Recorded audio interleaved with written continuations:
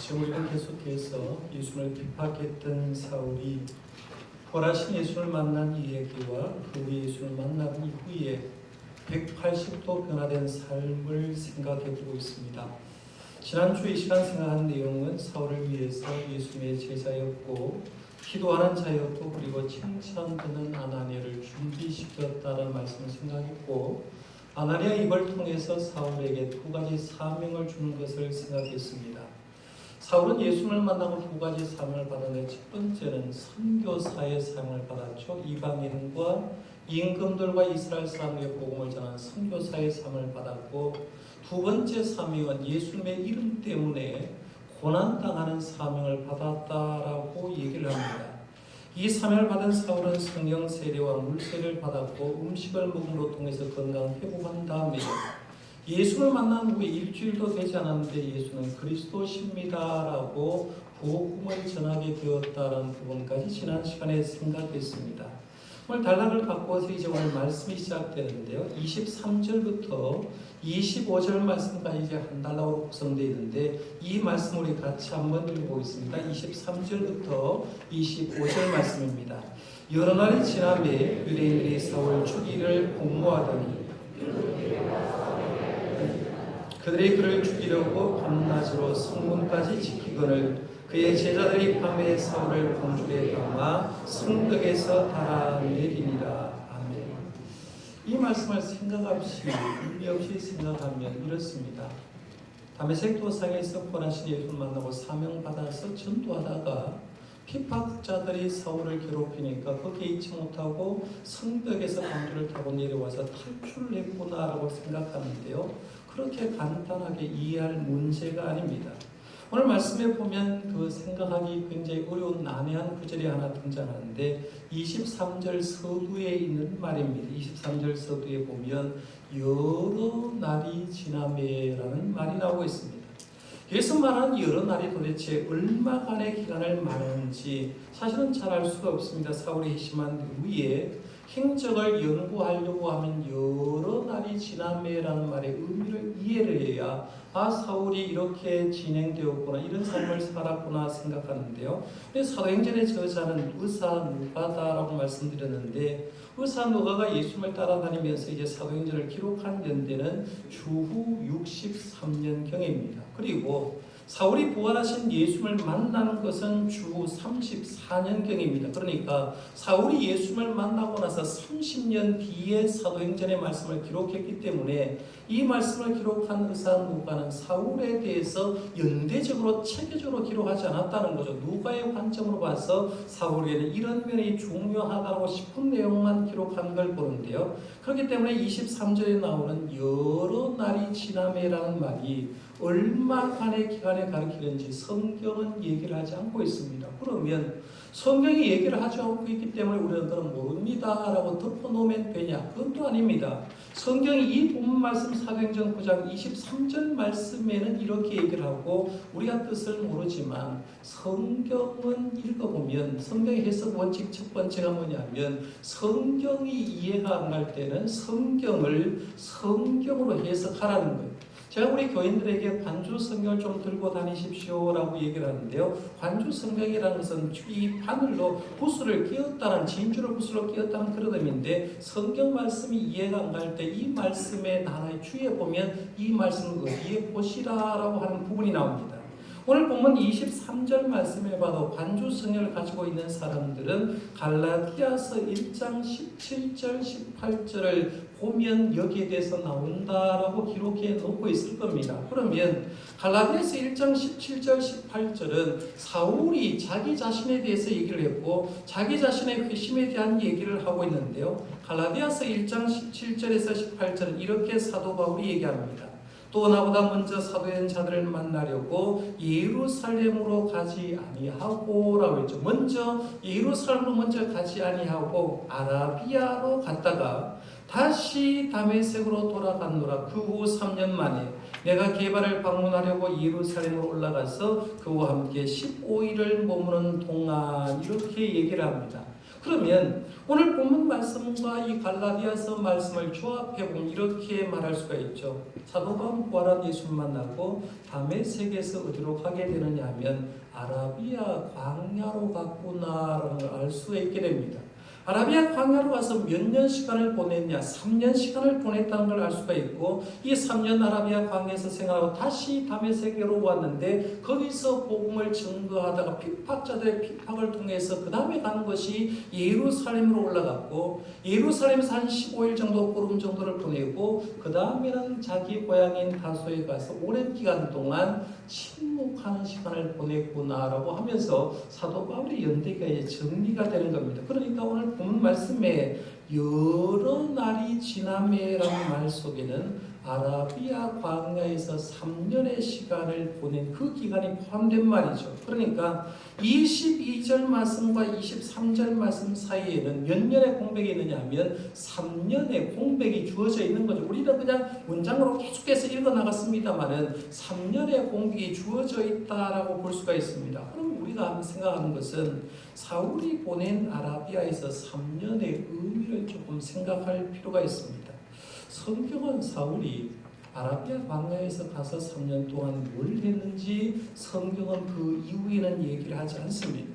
아라비아 광야에서 어떤 곳에 가서 머물렀는지도 얘기를 하지 않습니다. 아라비아 광야가 어디냐 대충 여러분 한번 보시기를 바랍니다. 이 아라비아 광야는 굉장히 넓은 지역입니다. 여러분 지금 보시는데요, 파란 지역과 더불어서 이스라엘 백성이 출애굽해서 광야에서 했던 그 지역인데, 아라비아 광야는 페르시아만 옛날에 걸프만 전쟁할 때 그 전쟁이죠. 이쪽 편에 있는 것이 걸프만이고요, 반대쪽에 있는 것이 홍해인데, 이 걸프만과 홍해 사이에는 모든 지역을 가리켜서 아라비아라고 얘기를 한다는 거죠. 고대 지역의 아라비아이기 때문에요. 이 넓은 지역 안에서 사울이 어디에 갔는지는 알 수가 없습니다. 그런데 이 지역 안에는 뭐가 들어있느냐 하면 이스라엘 백성이 출애굽할 때 40년 동안 광야 생활했던 광야도 포함되어 있습니다.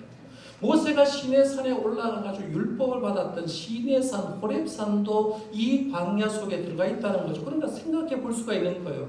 사울이 3년 동안 뭐 했을까라고 생각했을 때 아마 자기 조상 그 출애굽하면서 40년 동안 광야 생활을 했던 길을 같이 걸어갈 수 있었을 수도 있겠구나 가정해 볼 수가 있는 거죠.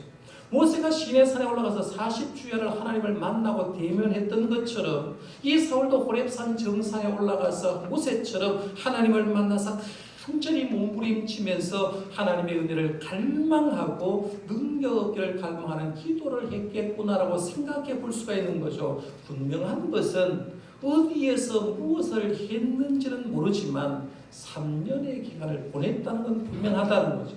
요즘 말로 하면 신학대학원 과정이 이제 3년 과정인데요. 신학대학원을 3년 보내듯이 부활하신 예수를 만나고 그 3년 기간 동안 뭘 하느냐 하면 신학을 체계적으로 정리하는 것. 자기가 그동안 믿었던 건 구약에 말하는 성부 하나님을 믿었는데 성부 하나님이 도대체 어떤 분인지, 그리고 이 땅에 인간의 몸을 입고 내려오셔서 십자가를 지고 부활 사역하시고 구원사를 완성하신 예수는 어떤 분인지, 자기를 예수 믿게 하려고 성령 하나님이 예수님의 영으로 자기에 임했는데 그 성령 하나님은 도대체 어떤 분인지 성부 하나님, 성자 예수님, 성령 하나님에 대해서 논리적으로 정리한 기간이 얼마 정도 되느냐 하면 3년 동안 아라비아 광야에서 했던 것이라고 생각할 수 있다는 거예요.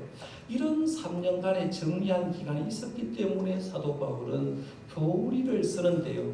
로마서를 여러분 읽어보시면 알겠지만 위대한 교리서 로마서와 갈라디아서 같은 교리를 쓸 수에 있었고, 그 외에도 사도 바울이 쓴 서신서를 쭉 보면 얼마나 사도 바울의 깊이가 깊은가를 볼 수 있다는 거죠. 이 기간 동안 연구한 거예요. 아마 이 사도 바울은 3년 동안 연구를 하면서 그에게 남은 것 딱 하나만 얘기한다고 하면 내 인생에 주는 예수 그리스도구나, 내 인생의 신앙의 중심은 십자가구나 생각하면서 예수 그리스도와 십자가를 그 중심에 남겨놓고 돌아왔을 거라는 거죠. 그러니까 성경에서 침묵하고 있는 이 아라비아 3년은 사울에 있어서 굉장히 중요한 시간이었다는 거예요.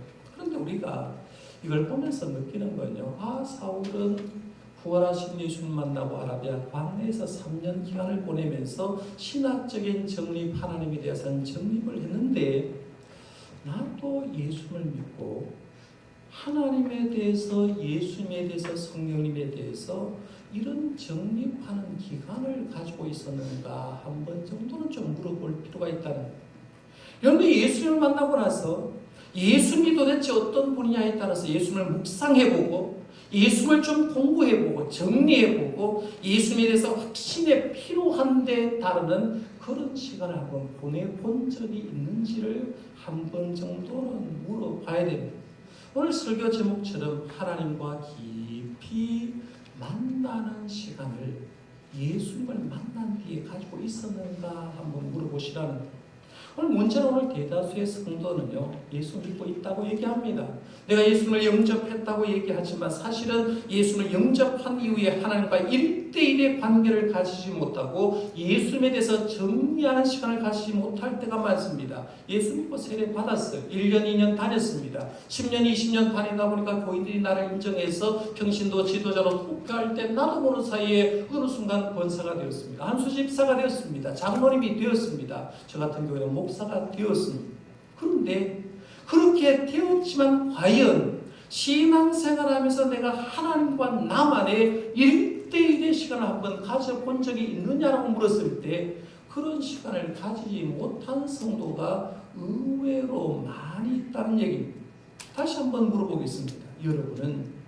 여러분의만의 아라비아 광야 3년의 시간이 있었습니까? 아니면 지금도 나는 예수님을 잘 몰라. 지금도 나는 성령 하나님을 잘 몰라서 예수님에 대해서 알고 싶고 성령님에 알고 싶어서 그런 시간 연구하고 기도하고 간절히 하나님께 매달려서 주님을 붙들고 있는 그런 시간을 가지고 있느냐 하는 걸 스스로 한번 질문해 볼 필요가 있다는 얘기입니다. 그냥 설교니까 설교하고 지나면 되지 라고 생각하지 마시고요. 내가 평신도 지도자인데 과연 나에게는 아라비아 광야가 있었는가, 그리고 현재 아라비아 광야의 시간을 가지고 있는가 한번 좀 물어볼 필요가 있죠. 원래 4월 달에 우리 17분을 피택하고 지금 준비하고 있는데요. 피택받은 17분 한번 생각해 보세요. 4월 달에 내가 피택받고 나서 몇 달 어간을 보내면서 피택받고 나서 더 주님을 위해서 헌신하기 위해서 내가 하나님과 1대1로 만나는 시간을 가지고 있는지, 어떻게 하면 내가 하나님께 봉사하고 충성하려고 하고 있는지 그런 고민하는 시간을 보내고 있는지, 아니면 세워라 가라 그럼 내가 때가 되면 되겠지라고 얘기하고 있는지 한 번쯤 생각해 볼 필요가 있다는 거죠. 저는 지난 한 주간 우리 휴가를 간다라고 얘기를 했는데 사실은 휴가 준비는 몇 달 전부터 했습니다. 왜 몇 달 전부터 했느냐 하면 이 휴가 기간 4박 5일 동안 우리 장로님 2가정과 저 가정에서 우리 7명이 우리 교회에서 이제 떠나고 북한도를 탐방하고 왔습니다. 영남신학교 은퇴 교수님이, 정교 교수님이 인솔하고 이제 북한도 지역을 탐방했는데, 원래 3월에 이 문화 콘서트를 얘기하면서 윤동주 시인의 탄생 100주년이다라고 우리가 특강을 들었지 않습니까? 그때부터 사실은 준비를 하기 시작했는데요. 이 윤동주에 대한 특강을 들으면서 윤동주가 탄생하게 된 게 북한도의 대통이라는 별명을 지닌 김약연 목사님으로부터 시작된다고 들었을 겁니다. 이 김약연 목사님은 예수를 영접하고 늦게 영접했는데 이분이 꿈꾼 게 뭐냐면 그 북한도 지역에 기독교 공동체, 천국 공동체를 만들려고 엄청난 많은 돈을 들여서 그의 가족과 친척들 몇 가정이 모여서 그 공동체를 만들었는데 명동촌이라는 이름을 가지고 거기서 만들었어요. 그러니까 동네 이름을 아예 영생동, 구원동 이런 식으로 동네 이름을 만들어서 사용했는데요. 이 김약연 목사님의 후예들이 굉장히 많았습니다. 우리 간 목사님이나 우리 윤동주 시인이나 그런 인물들이 굉장히 많았는데, 윤동주 시인이 태어난 그 집에도 가봤고요. 그 집에서 보였던 십자가도 바라봤고 윤동주 시인이 다녔던 학교도 가봤습니다.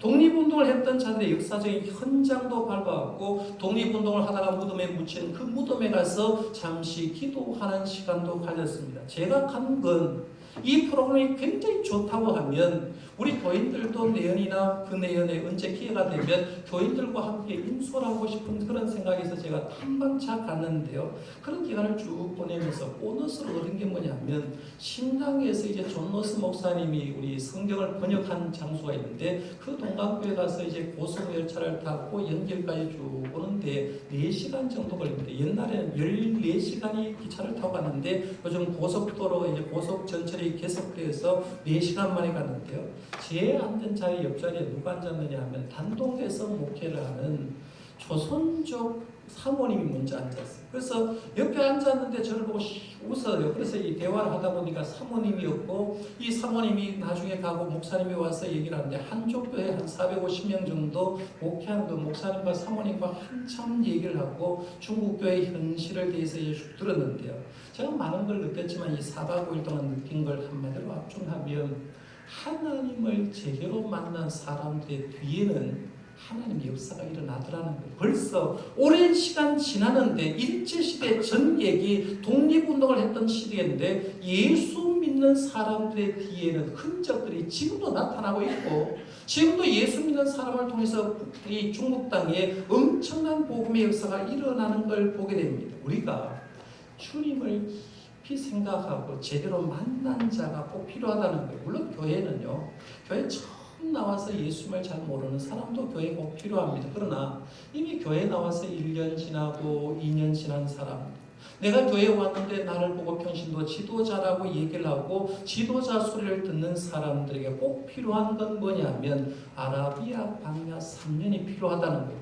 그 3년의 기간 속에 주님이 정립만 되면요 세상이 어떻게 변해도 주님 배신하잖아요. 그런데요 왜 성도들이 예수 잘 믿다 떨어지냐면 자기만의 아라비아 광야가 없어서 그래요. 주님에 대해서 정립을 하지 못하니까 교회 다닌 지는 오래됐는데 어느 순간 보니까 교회 보이지 않아. 왜 그러냐? 이유는 자기만의 신학이 정립되지 않으니까 떨어지는 걸 보게 되는데 저와 여러분들은 바쁜 세상 살아가지만요 저와 여러분만의 아라비아 광야를 만들 수 있기를 바랍니다. 이 기간을 통해서 성삼위 하나님을 정립할 필요가 있다는 거예요.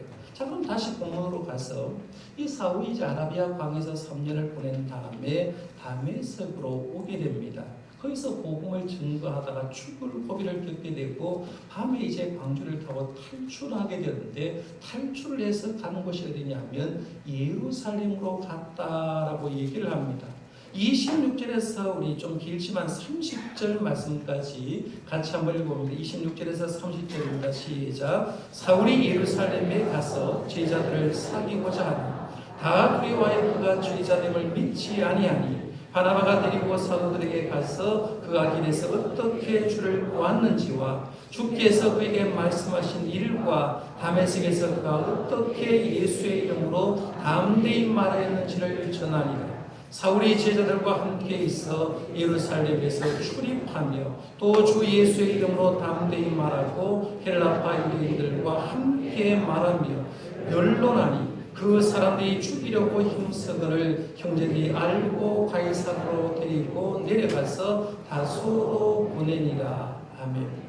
사울이 다메섹으로 돌아와서 자기가 전도하다가 위기가 오니까 어디로 가느냐 하면 예루살렘으로 돌아가게 됩니다. 예루살렘 갔는데요.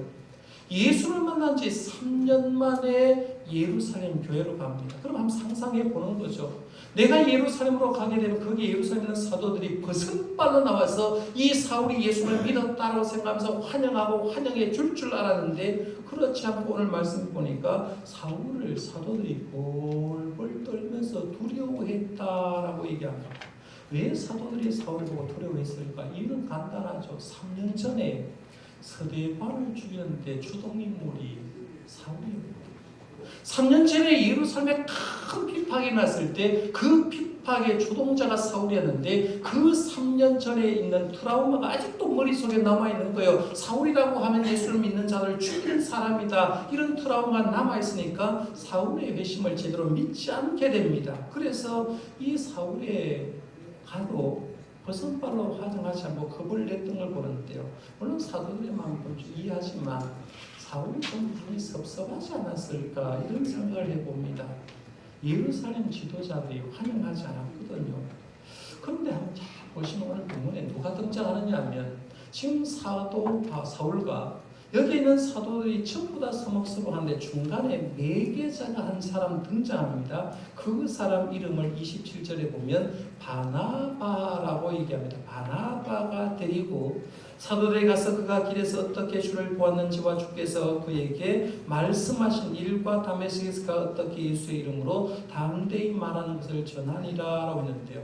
우리는 바나바가 이미 어떤 인물인지 알고 있습니다. 초대교회가 부흥하니까 자기 밭을 팔아서 사도들의 발 앞에 갖다 둔 인물. 그러니까 사람들 입에서 칭찬이 나오잖아요. 건면하고 위로하는 사람이다. 분이자다라는 이름의 칭찬을 들었던 사람이고요. 사도행전 11장 24절에 보니까 바나바는 착한 사람이요 성령과 믿음이 충만한 사람이라고 합니다. 바나바는 예루살렘 교회 사도도 아니에요. 평신도 지도자도 아닙니다. 그런데요, 사도와 평신도 지도자 못지않게 훌륭한 인물이 누구냐면 여기에 나오는 바나바라는 사람이라는 거예요. 이 바나바가 결정적인 일을 한 게 27절에 제가 읽어드렸습니다. 사도들에게 사울을 데리고 왔고 이 사울이 부활하신 예수를 만난 얘기와 다메섹에 전도한 얘기와 어떻게 사명받은 것을 쭉 얘기를 했더니만 바나바의 중재로 사울과 예루살렘에 있는 사도들이 하나가 되어서 교제를 하기 시작했다라고 얘기를 합니다. 28절에 사울이 제자들과 함께 있어 예루살렘에 출입하며라고 했습니다. 여러분 교회가 잘 되려고 하면요, 교회에 누가 많아야 되느냐 하면 교회에 바나바와 같은 사람이 많으면 그 교회는 되게 돼 있습니다. 여기 성도들을 보면요, 은혜 받다고 얘기를 하면서 쎄한 사람이 있어요. 그 옆에 가면 막 찬바람이 싹 부는 사람이 있어요. 어떤 사람은 자기 마음에 들지 않으면요, 인사해도 안 받는 사람이 있습니다.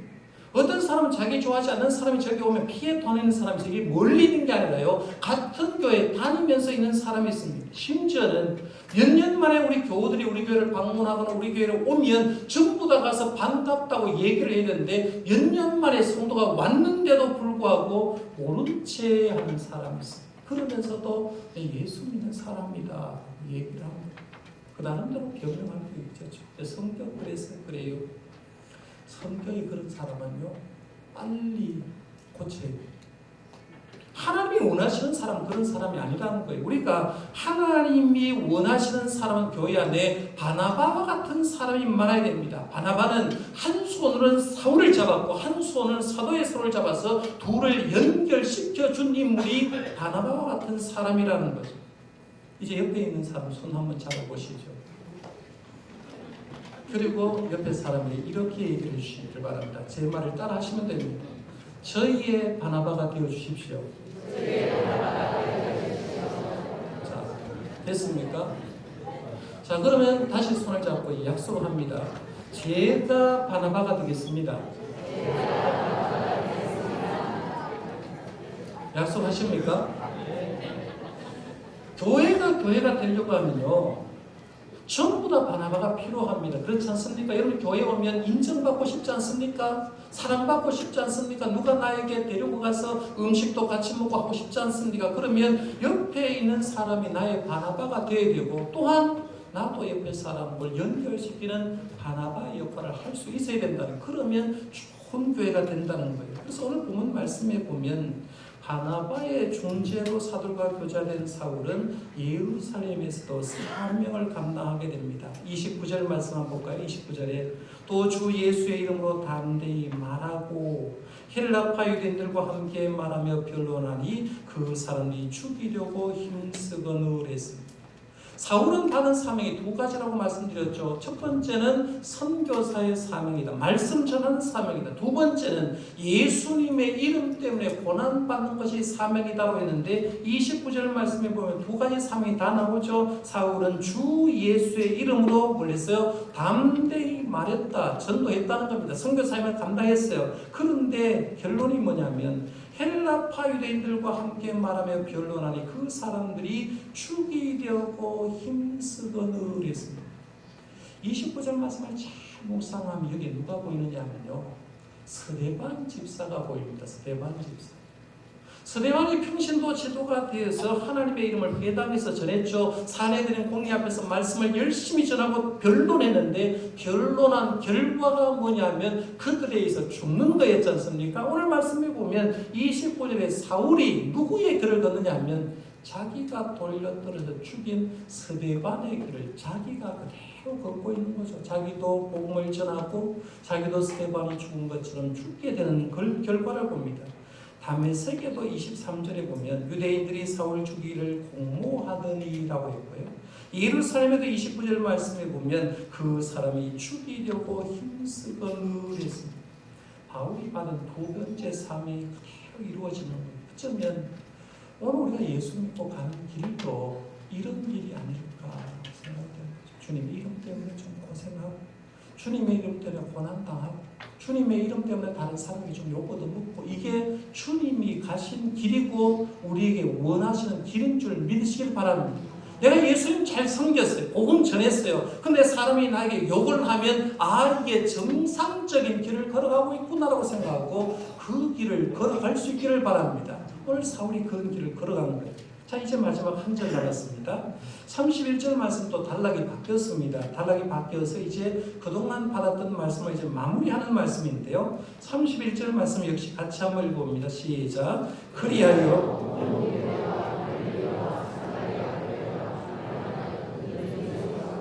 주를 경배함과 성의 위로 진행하여 수가 더 많아지니라. 아멘. 예수님이 승천하기 직전에 제자들에게 마지막 유언과 같은 말씀을 남겨줘. 사도행전 1장 8절 오직 성령이 너희에게 임하시면 너희가 권능을 받고 예루살렘과 온 유다와 사마리아와 땅끝까지 이르러 복음 증거해라 라고 하는 사명을 받았어요. 이 사명을 받은 사람이 성령 충만을 받고 열심히 감당했더니만 어떤 결과가 일어나는지 중간 점검을 하는 말이 바로 이 말이에요. 31절 말씀. 그리하여 온 유대와 갈릴리와 사마리아 교회가 평안하여 든든히 서가고 주를 경외함과 성령의 위로 진행하여 수가 더 많아지니라. 복음이 유대 땅을 지나고 사마리아 교회까지 왔다라는 것을 얘기를 하고 있습니다. 여기서 말씀해 보면 그리하여라고 시작됩니다. 그리하여. 이 말을 그냥 간단하게 생각하면 접속사처럼 들립니다. 그렇죠? 그리하여 마지막 말씀을 받고 그리하여라는 말이 접속사처럼 생각되는데 사실은 접속사가 아니라 이 말씀은 뭘 내포하고 있느냐 하면 지금까지 복음이 이렇게까지 확장된 것을 종합하는 말입니다. 복음이 예루살렘을 떠나서 사마리아까지 그리고 다메섹까지 들어가게 된 이유 속에 들어가는 말이 그리하여라는 말인데요. 이 그리하여라는 말 속에는 지금까지 복음이 이렇게 확장될 때까지 고통스러운 위기도 겪었고 고난도 겪었고 환난도 겪었기 때문이다라는 말이 이 말 속에 들어있는 거예요. 여기 어느 나라에 복음이 들어갔다, 어느 지역에 복음이 들어갔다, 정동교회 예를 들어서 우리 교회 공동체다, 여러분 개인도 마찬가지면 내가 예수 믿고 교회가 되었다, 교회 생활한다 그렇게 얘기를 할 때 예수님을 영접하고 그냥 평안한 가운데 교회가 세워지는 건 한 번도 없다는 거죠. 이건 개인도 그래요. 이건 예수님이 처음 예수를 믿었는데 예수 믿고 나서 한 번도 어려움 당하지 않은 사람, 그 사람 예수 믿는 사람 아닐 겁니다. 왜? 예수를 믿게 되면 핍박과 환난이 오게 돼 있습니다. 우리 교회도 여러 마찬가지예요. 46년 우리 교회 역사를 보면 지금처럼 교회가 부흥하게 된 것 그동안에 살아보면 교회가 위기가 온 적도 있고요. 고난당한 적도 있었습니다. 교회에 환난이 당한 적도 있다는 거죠. 그런 과정을 넘어서 오늘날 교회가 이루어진 줄 믿으시길 바랍니다. 그 얘기를 하는 거예요. 내 개인도 마찬가지입니다. 예수 믿고 나서 참 좋으면 얼마나 좋겠어요. 그런데 그런 위기, 고난, 환난이 있은 다음에 교회는 이렇게 변하기 시작했다라는 얘기입니다. 그 다음 말씀. 온 유대와 갈릴리와 사마리아 교회가 라고 얘기하고 있는데 사도행전에 말한 지금까지 사마리아 교회까지의 특징을 좀 정리할 필요가 있어요. 정리를 해놓고 넘어갈 필요가 있는데 지금까지 교회는 어떤 특징을 가지고 있느냐 하면 오늘과 같은 건물이 없었습니다.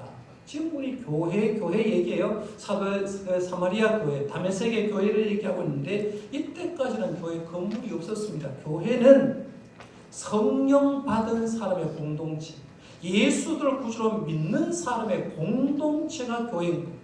그럼 정동교회라고 할 때 지산동 1038-2번지에 세워진 교회, 건물이 교회가 아니라 정동교회는 저와 여러분이 교회인 줄 믿으시길 바랍니다. 저와 여러분이 믿음 생활 잘하면요, 주변의 사람이 정동교회 좋은 교회라고 얘기할 수밖에 없어요. 우리가 교회란 얘기. 두 번째는 온유대와 갈릴리와 사마리아 교회의 두 번째 특징은 성도들이 사도들의 가르침을 받았기 때문에 그렇다는 거예요.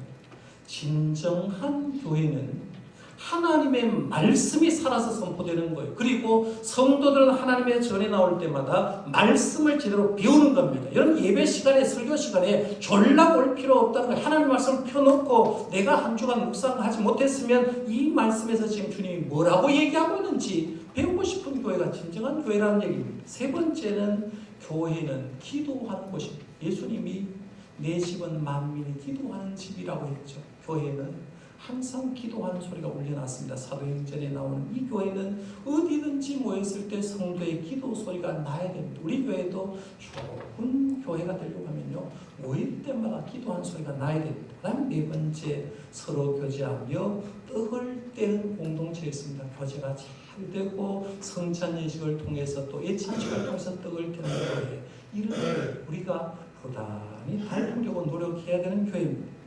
이렇게 교회가 아름다우니까 교회에 어떤 역사가 있겠습니까? 변화가 있을 수밖에 없겠죠. 말씀에 계속해서 보면 오늘 말씀의 31절 보세요. 그리하여 온 유대와 갈릴리와 사마리아 교회가 평안하여 든든히 서가고 주를 경외함과 성의 위로 진행하여 수가 더 많아지니라 했는데 세 가지 역사가 일어납니다. 하나는 평안해졌다.